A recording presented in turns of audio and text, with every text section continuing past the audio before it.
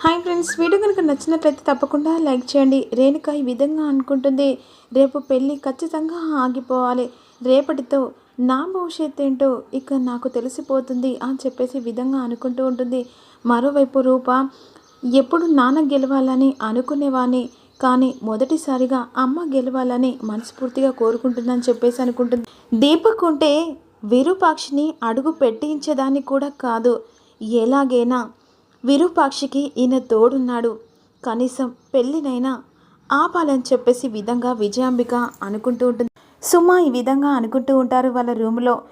ఇక అన్నయ్య గెలిచినప్పుడు, అన్నయ్య కోసం పోరాడినప్పుడు ఎలాగో అన్నయ్య గెలుస్తాడని నమ్మకం ఉంది, కానీ ఈరోజు వదిన గెలవాలని అనుకుంటుందని చెప్పేసి విధంగా అంటుండగా, అవును ఖచ్చితంగా అక్కే గెలవాలి, ఎందుకంటే న్యాయం కోసం అక్క పోరాడుతుంది కాబట్టి అక్కే గెలవాలని చెప్పేసి ఈ విధంగా అనుకుంటుండగా, ఈలోపు రాజు అనుకుంటూ ఉంటాడు, అమ్మాయి గారిని చూడాలని చెప్పేసి మెల్లగా అమ్మాయి వాళ్ళ ఇంటికి వస్తుండగా ఇక రేణుక అటు ఇటు తిరుగుతూ ఉంటుంది.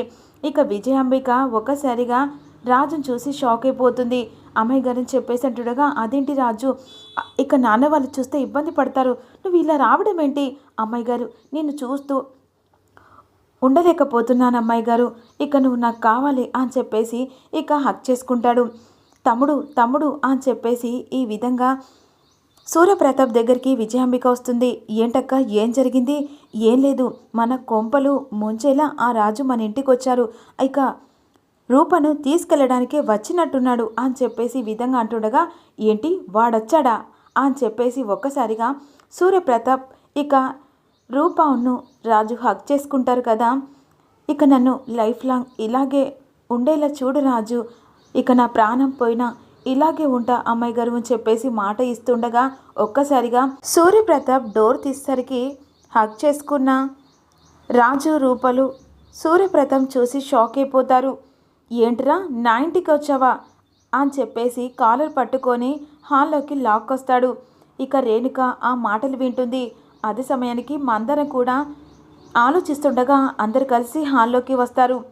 ఇక అర్ధరాత్రి పూట నా ఇంటికి వస్తావా, నీకు ఎంత ధైర్యంరా అని చెప్పేసి ఈ విధంగా సూర్యప్రతాప్ రాజును కొడుతూ ఉంటాడు. అయ్యగారు, అమ్మాయి గారంటే నాకు చాలా ఇష్టం, ప్లీజ్ అయ్యగారు అని చెప్పేసి అంటుండగా, ఇక ఆప్రా, ఇలాంటి వాణ్ణి ఇక ఒక్క నిమిషం కూడా ఇక్కడ ఉండనివ్వకూడదు తమ్ముడు, 10 మందిలో మన విలువ పోతుంది అని చెప్పేసి విజయాంబిక అంటూ ఉంటుంది. ఇక రేణుక మాటలు విని వస్తుంది కదా, రాజును చూసి షాక్ అయిపోతుంది.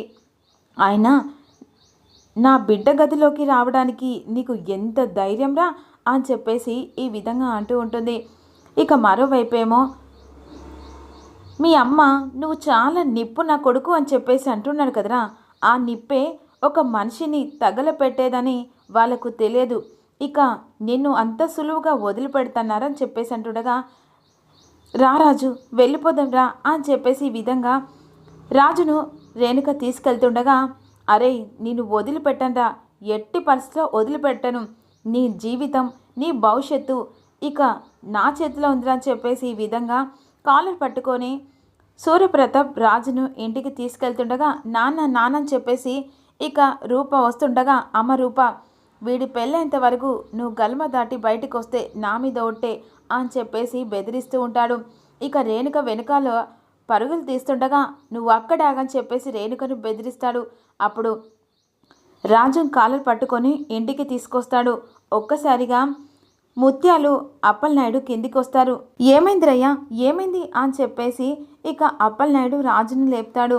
ఏంటయ్య గారు ఇలా చేశారు, అయినా ఇదేం బుద్ధి, ఇక నా కొడుకు నిప్పు అని చెప్పేసి అన్నావు కదా, మరి ఇక ఒక ఇంట్లో దొంగలాగా చేరిన ఇతను ఇక నా కూతుర్ని లేవ తీసుకోవడానికి వచ్చాడు, వీన్ని ఎలా ఎలా శిక్షించాలే అని చెప్పేసి ఈ విధంగా సూర్యప్రతాప్ అంటూ ఉంటాడు.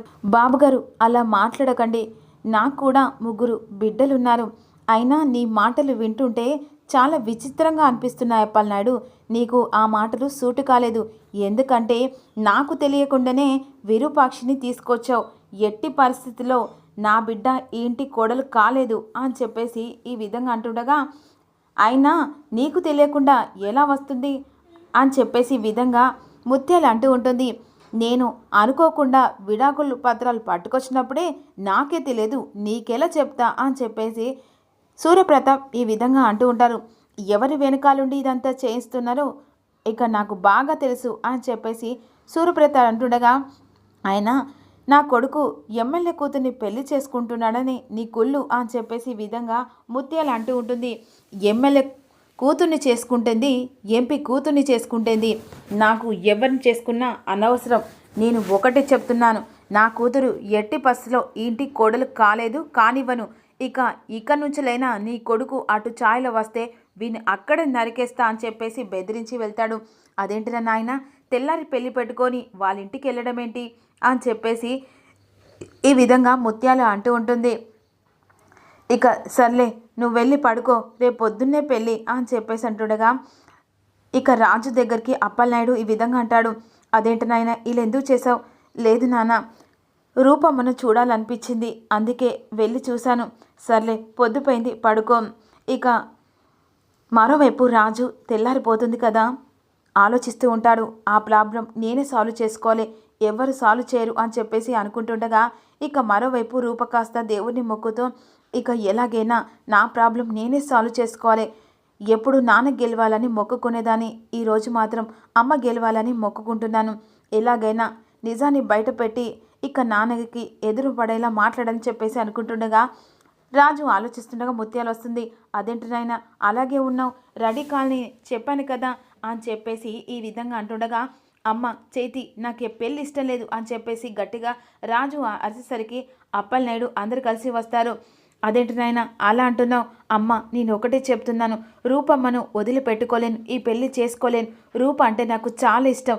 ఇక తను ఉన్న తర్వాత నేను ఈ పెళ్లి చేసుకోవడం నాకు నచ్చట్లేదమ్మా, రూప అంటే నాకు ప్రాణం అని చెప్పేసి ఈ విధంగా అంటూ ఉంటారు. అదేంటి నాయనా అలా మాట్లాడుతున్నావు?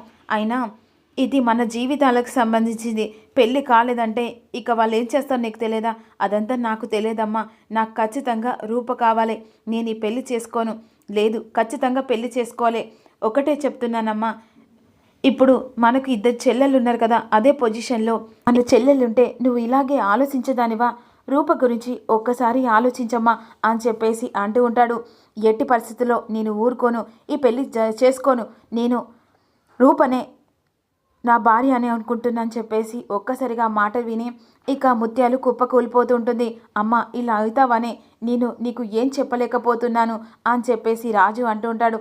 విన్నావయ్యా వీడు ఏం మాట్లాడుతున్నారు, నువ్వైనా చెప్పు అని చెప్పేసి అంటుండగా, అవును ముత్యాలు, ఇక రాజు రూపను ఎంతో ప్రేమించాడు, అంతేకాకుండా నువ్వు కూడా ఎంతో ఇష్టపడ్డావు కదా ముత్యాలు.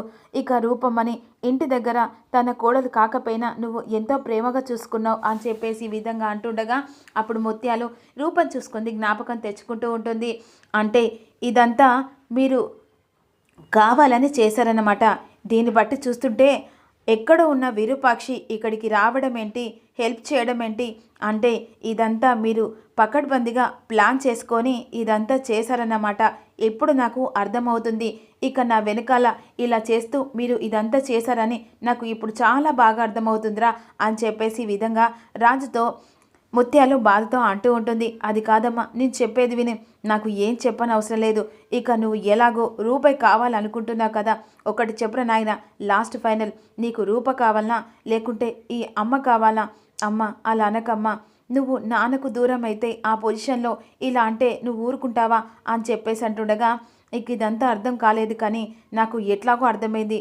ఇక మీరు ఒకటి కావాలని ప్లాన్ చేసుకున్నారు కదా, ఇక నేను ఒకటే చెప్తున్నాను, నా ప్రాణం తీసుకుంటాను.